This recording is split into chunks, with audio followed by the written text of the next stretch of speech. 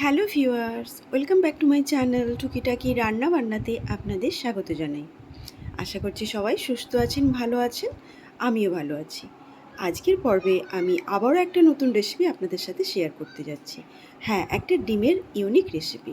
তো চলুন দেখে নিই।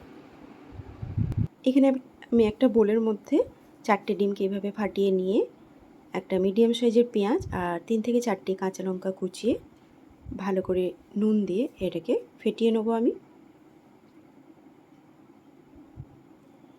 এখানে আলাদা আমি 4টে ছোটো ছোটো স্টিলের বাটি নিয়ে নিয়েছি। ওর মধ্যে কিছুটা তেল দিয়ে তেলটাকে একটা ব্রাশের সাহায্যে বাটির মধ্যে ভালো করে লাগিয়ে দিয়ে এবার ডিমের ব্যাটারটা 4টি বাটির মধ্যে আলাদা আলাদা করে নিয়ে নিয়েছি। এরপর আমি একটা গ্যাসের মধ্যে কড়া চাপিয়ে তাতে কিছুটা গরম জল বসিয়ে জলটা গরম হলে ডিমের বাটিগুলো এইভাবে সাজিয়ে আমি 7 থেকে 8 মিনিট ডিমটা স্টিম করে নেব। দেখুন এখানে আমার ডিমটা স্টিম হয়ে গেছে। এবার একটা স্পুনের সাহায্যে আমি বাটি থেকে ডিমগুলো আলাদা করে একটা প্লেটে নিয়ে নিয়েছি। এরপরে এই ডিমগুলোকে আমি একটু হালকাভাবে ভেজে নেব। ডিমগুলো ভেজে নেওয়ার জন্য আমি এখানে একটা প্যান চাপিয়ে দিয়েছি, তাতে কিছুটা পরিমাণ সর্ষের তেল নিয়ে নিলাম। এবার তেলটা গরম হলে এবার আমি এই 4টে ডিম একটু উল্টে পাল্টে ভেজে নেব। দেখুন এখানে আমার ডিমটা ভাজা হয়ে গেছে। এবার আমি ডিমগুলোকে তুলে নিয়ে একটা আলাদা পাত্রে রেখে দিচ্ছি।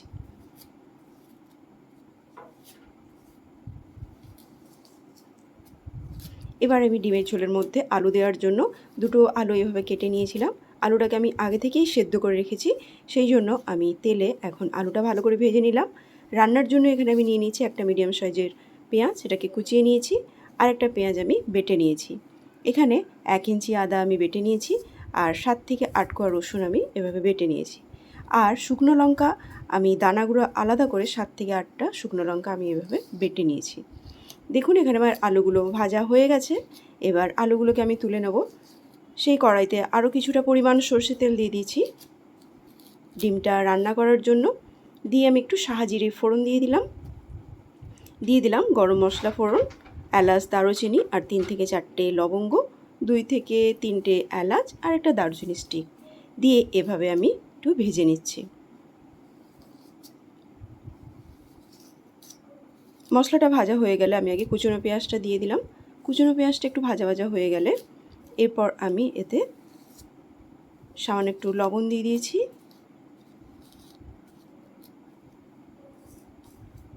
এরপর এর মধ্যে বাটা পেঁয়াজটাও দিয়ে দিলাম। নেড়ে চেড়ে পেঁয়াজটাকে একটু ভেজে নেব। তারপর এতে রসুন বাটাটা দিয়ে দিয়েছি। রসুনটাকেও নেড়ে চেড়ে ভেজে নেব পেঁয়াজের সাথে। তারপরে দিয়ে দিলাম আদা বাটা। এভাবে সমস্ত মশলাকে আমি নেড়ে চেড়ে ভালো করে ভেজে নেব। তারপর দিয়ে দিলাম লঙ্কা বাটা আর মশলা ধোয়া জলটা দিয়ে আমি মশলাটাকে ভালো করে নেড়ে চেড়ে আমি এটা কষিয়ে নেব। আর দিয়ে দিলাম কিছুটা পরিমাণ হলুদ আর রঙের জন্য একটু কাশ্মীরি রেড চিলি পাউডার। সমস্ত মশলাকে এবার ভালো করে নেড়ে চেড়ে অল্প জল দিয়ে 5 মিনিট লো ফ্লেমে মশলাটা কষিয়ে নেব। দেখুন এখানে মশলাটা আমার কষা হয়ে গেলে ভাজা আলুগুলো দিয়ে দিয়েছি। আলুগুলো মশলার সঙ্গে ভালোভাবে নেড়ে চেড়ে সামান্য জল দিয়ে আমি এটাকে কিছুক্ষণ ফুটিয়ে নেব। যে যেরকম গ্রেভি খাবেন সেই পরিমাণে জল অ্যাড করবেন। এবার এটা ফুটে এলে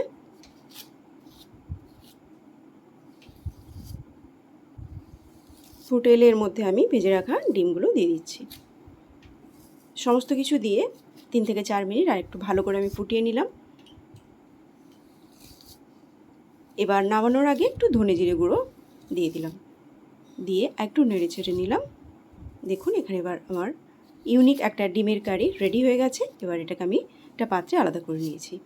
যদি এরকম ডিমের আমার এইরকম ইউনিক রান্নাটা যদি আপনাদের ভিডিওটা ভালো লেগে থাকে তাহলে একটা লাইক আর আমার চ্যানেলটিকে সাবস্ক্রাইব করবেন। ফেসবুক থেকে দেখলে আমার ফেসবুক পেজটিকে ফলো করবেন। সুস্থ থাকবেন, ভালো থাকবেন।